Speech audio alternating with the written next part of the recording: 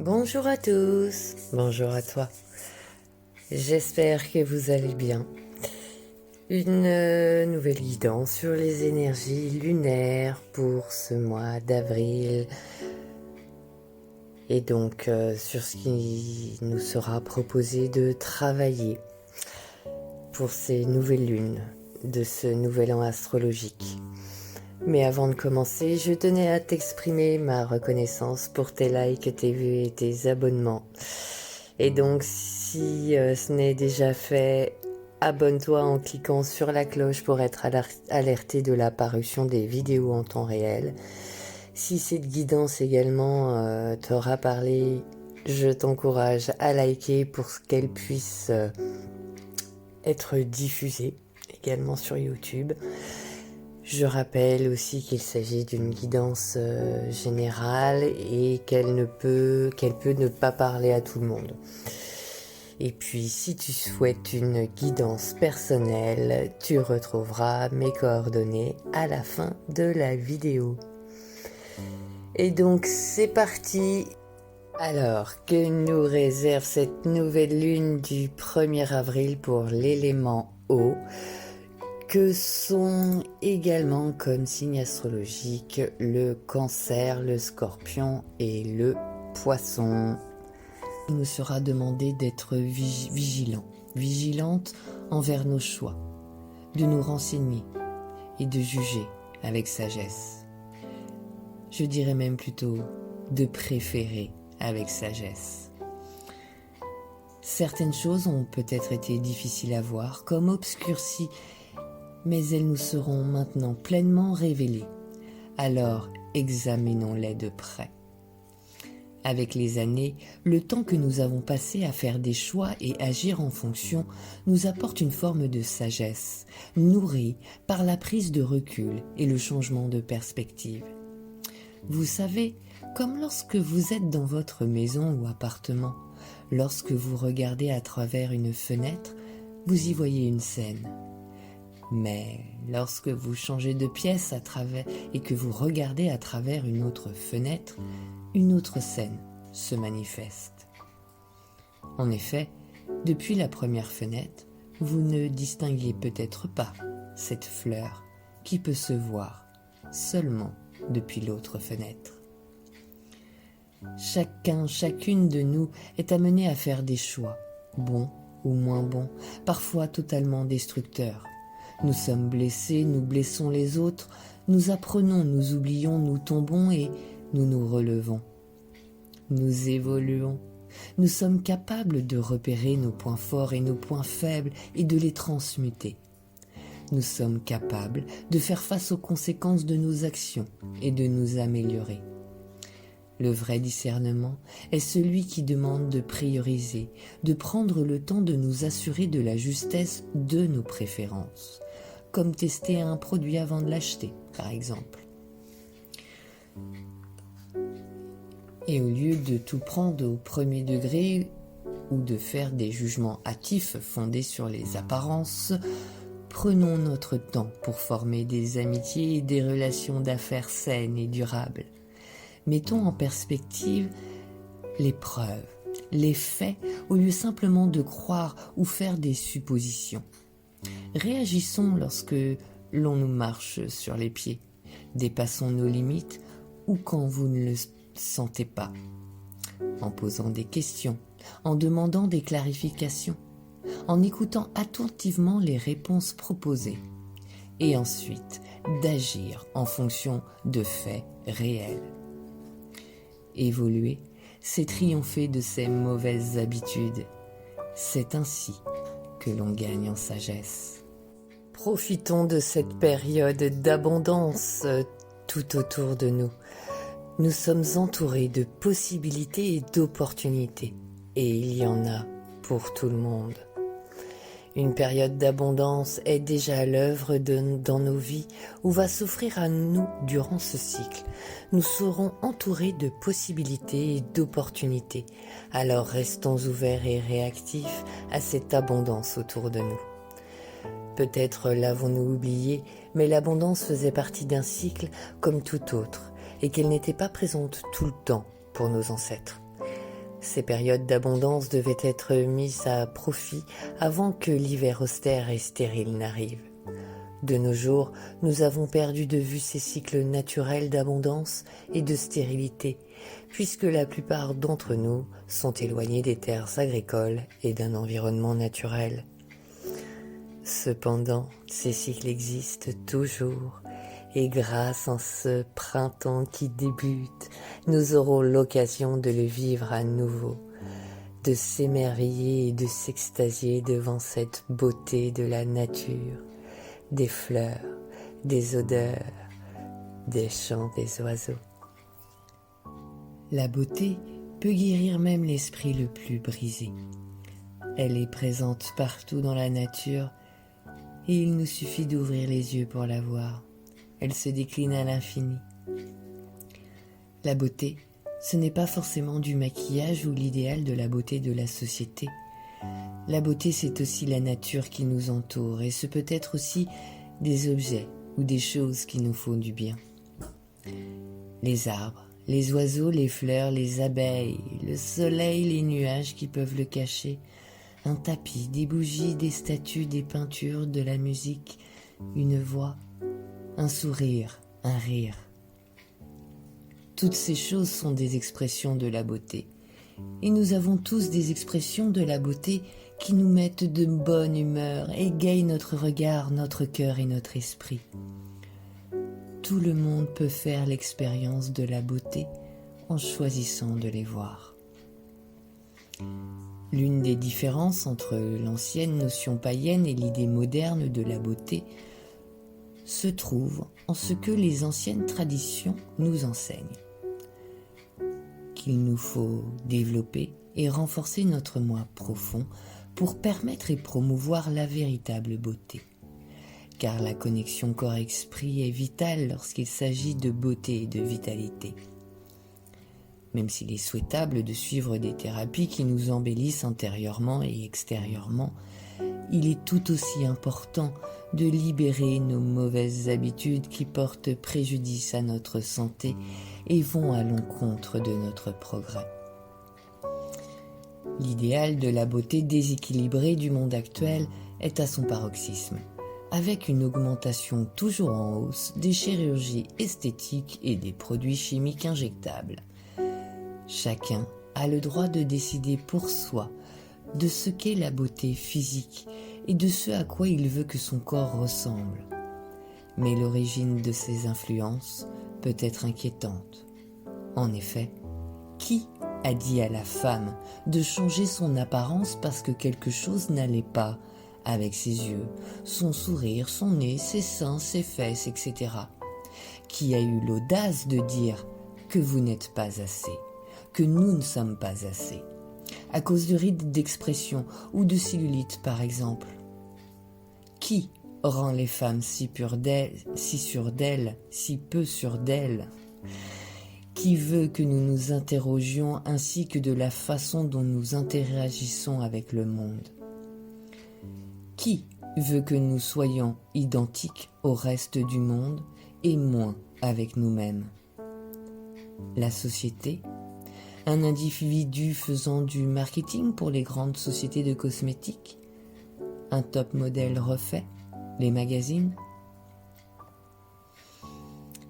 La véritable beauté est hypnotique et n'a rien à voir avec la jeunesse, avec l'apparence, mais tout à voir avec l'essence, l'âme qui brille à travers la peau.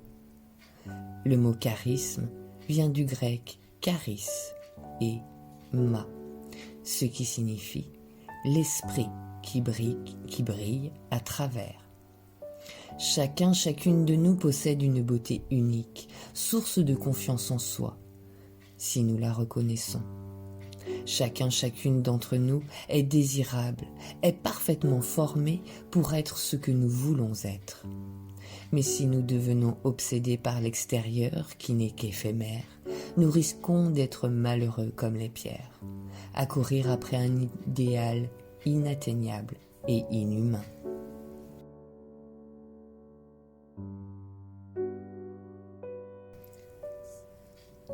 Il est temps de se libérer de tout ce qui ne nous sert plus. Les vieilles habitudes plombantes n'ont plus lieu d'être. Tout est cycle, et comme tout cycle, il y a une fin et une renaissance. Et ce n'est pas parce qu'une habitude nous a été bénéfique à une période de notre vie qu'elle doit le rester à tout jamais. Et vous l'aurez certainement constaté tout comme moi, il n'est pas forcément simple de se débarrasser d'une habitude, surtout lorsqu'elle est bien ancrée. Fumer, boire, utiliser des produits chimiques dans nos produits de nettoyage, des médicaments, les téléphones portables, l'ordinateur, l'essence, le charbon, le gaz, etc. Mais aussi tous ces schémas que l'on peut se retrouver à adopter dans certaines de nos postures dans nos relations et qui nous sont davantage nocives plutôt que bénéfiques. Les habitudes sont créées pour nous faire croire que nous contrôlons notre vie, pour nous apporter un sentiment de sécurité, alors qu'il ne s'agit que d'une illusion, car tout notre quotidien peut basculer du jour au lendemain. Et si vous ne le saviez pas encore, vous avez dû en prendre conscience il y a 2 ans ou 1 mois. Toute habitude peut être changée, et elle est le pas de l'acceptation du mouvement et de belles surprises dans nos vies. Nos habitudes peuvent nous enfermer, nous empêcher de nous rapprocher encore plus de nous-mêmes, nous faire rater de belles opportunités, de belles rencontres. Et ces énergies lunaires nous proposent de nous libérer, de faire de la place pour tout ce qui est plus grand, plus lumineux et aligné à nos valeurs, nos croyances, nos principes, et nous rappellent que lorsque nous décidons finalement de nous libérer, de lâcher ce dont nous n'avons plus besoin, de faire différemment, nous devenons gagnants. Ces énergies nous rappellent que la nature a horreur du vide, et lorsque nous abandonnons nos vieilles habitudes, cela permettra à de nouvelles de prendre place. Mais comme toute habitude, pour que cela en devienne une nouvelle, elle demandera au départ une répétition quotidienne, un engagement de notre part. Par exemple, pour se muscler, on le sait tous, ça ne tombera pas du ciel. Pour cela nous demandera de pratiquer un sport régulièrement. Ou bien nous pouvons avoir l'exemple, pour entrer plus rapidement en état méditatif, il nous faut le pratiquer un peu tous les jours. Ou pour encore exercer ce yoga de l'esprit en se reprenant soi-même, lorsque l'on se rend compte, par exemple, d'utiliser le même mot 100 fois par jour, ou encore un comportement qui engendre le même résultat. Et pour nous aider à nous libérer, ces énergies nous signalent que le jeu en vaut la chandelle et qu'il est important de se concentrer sur les avantages du résultat que nous souhaitons, sur nos avantages, pas ceux des autres, ceux qui nous motivent, ceux qui nous donnent cette envie de nous libérer. Nous pourrions donc choisir d'abandonner de mauvaises habitudes pour que notre corps soit en meilleure santé, par exemple, ou que nos enfants soient moins exposés à des produits chimiques, d'utiliser moins la voiture pour notre belle planète, et non parce que l'essence coûte plus cher. À ce sujet, nous souhaitons tous préserver notre planète, mais suivant nos conditions. Sauf que la planète se fout royalement de nos conditions, c'est plutôt elle qui les impose. Et il me semble que ces dernières années, et encore il y a peu, cet enseignement nous a été prodigué, mais nos yeux restent fermés, nos souvenirs endormis. Sauf quand cela touche au porte-monnaie, à notre confort ou à certaines valeurs. Aussi, on est d'accord que personne n'apprécie dernièrement de voir ou d'entendre cette communication du « il y a eu tant d'enfants tués en Ukraine ». Sauf que juste pour rappel, une nouvelle fois, avant ce temps, et même encore aujourd'hui, nous faisons la même chose. Certes, on évite d'en parler, on évite parce que ce serait dommage de revoir nos petites zones de confort, de toute une économie, voire carrément des modes de fonctionnement modernes. Et puis, on ne le fait pas directement. Mais nous devons accepter nos parts de responsabilité. Oui, vous et moi participons à tuer tous les jours des enfants. Qui pensez-vous vont dans ces mines, dans ces pays n'ayant aucun droit de l'homme, mais où certains minerais sont si précieux pour les composants de nos PC, téléphones portables, bref, tous les appareils électroniques. Et même si les entreprises font ce qu'elles peuvent pour éviter ce fléau, pourtant, cela perdure. Et cela perdurera jusqu'à ce que chacun de nous ferons ce travail sur soi qui impactera nos pensées, nos schémas, nos croyances, nos principes et forcément le comment faire. Car sans conscience de soi et sans la volonté d'agir en fonction de ses réalisations, nous ne pourrions ni changer, ni évoluer. Et il est temps de se libérer de ces énergies, d'accéder à des ressources jusque-là endormies dans nos systèmes pour nous permettre de nous déplacer, nous chauffer différemment. Certes, les énergies actuelles nous ont permis jusque-là de nous faire évoluer, mais aujourd'hui, elles ne nous correspondent plus. Elles sont même nocives pour notre devenir humanitaire, comme dans nos intérieurs, où ne demandent qu'à émerger de nouvelles ressources, de nouvelles richesses. Alors, libérons-nous de nos chaînes intérieures, faisons de la place en laissant aller nos mauvaises habitudes pour nous permettre d'aller puiser, illuminer en nous ces nouvelles ressources pour créer de nouvelles habitudes et ainsi de prendre davantage conscience de nous-mêmes et de la complexité du monde dans lequel nous vivons. Et ce cycle lunaire nous aidera à faire l'expérience du flot et de l'équilibre inné de la nature. La Lune nous l'enseigne chaque mois par sa progressive et paisible course, croissante ou décroissance, ponctuée de phases d'équilibre parfaites. Il est donc utile de savoir où se situent nos déséquilibres et de prendre une décision pour aller vers une version plus équilibrée de nous-mêmes. L'introspection peut nous y aider, notamment à identifier nos trop, car il est primordial d'être honnête avec soi-même pour distinguer toutes les nuances qui s'offrent à nous. S'offrir une vision plus réfléchie et équilibrée permet d'accéder à une véritable paix dans sa vie. Ce chemin de l'équilibre permettra la reconnaissance de se voir tel que l'on est, avec ce que l'on a. Petite dédicace au passage à Anaïd pour cette phrase. Et ce qui aidera à élever nos vibrations. Cette pleine lune invite également à lâcher prise et à se remettre à la vie avec confiance, à avoir foi en elle, en nos libérations. Et si nous en doutons, cette pleine lune nous le rappellera et nous demandera de travailler ces points. Une force de volonté nous y poussera. Car nous seuls décidons et menons la barque de notre vie, et personne d'autre, en nous rappelant que notre passion et notre volonté détermineront l'ampleur de notre succès. Nous sommes doués de libre arbitre, ce qui signifie que nous devrions nous concentrer sur nous-mêmes en premier et éviter de placer notre volonté, notre pouvoir, dans les mains d'un ou d'une autre. Suivre son chemin nécessite un acte de volonté, car même si nous pouvons vouloir le changement, c'est notre volonté qui insiste pour que nous restions sur la voie de ce changement. Être volontaire, c'est le pouvoir de contrôler nos propres actions et que nous persévérons jusqu'à l'obtention de ce que nous voulons. Et comment obtenir ce que nous voulons ? En nous ensorcelant de notre propre volonté, de notre propre détermination, en nous concentrant sur ce que nous aimerions voir arriver dans nos vies. En exemple, je le reprends car franchement je crois qu'on y est tous passés et vu que cela revient régulièrement. Donc au lieu de vouloir récupérer un ou une ex qui ne veut pas de nous,